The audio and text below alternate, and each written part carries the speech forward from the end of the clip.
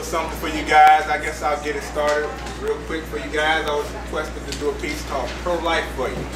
Hope that you enjoy. She said that she was pro-life. She believed that every living thing deserved that right to fight, to live, to breathe, to be. She went to abortion rallies and protested because these were her beliefs. That's where she met him, amongst the picket signs and banners where she eased over next to him. She felt she could connect with him.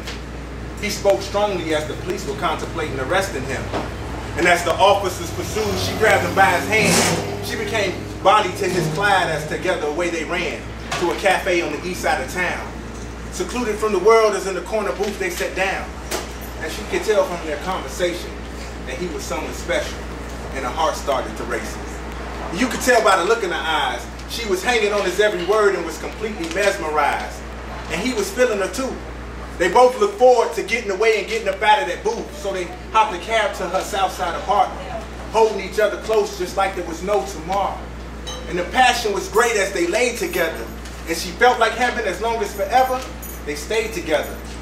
And as the night fell on their destined meeting, she awoke alone with tears. It felt like her heart was bleeding. She couldn't believe it. Weeks had passed, she hadn't heard from him. This wasn't the treatment she felt like she deserved from him. She was late. She should have got a cycle about the 8th. But as the 29th approached, she couldn't believe his fate. And depression set in. She got no comfort from her family and friends.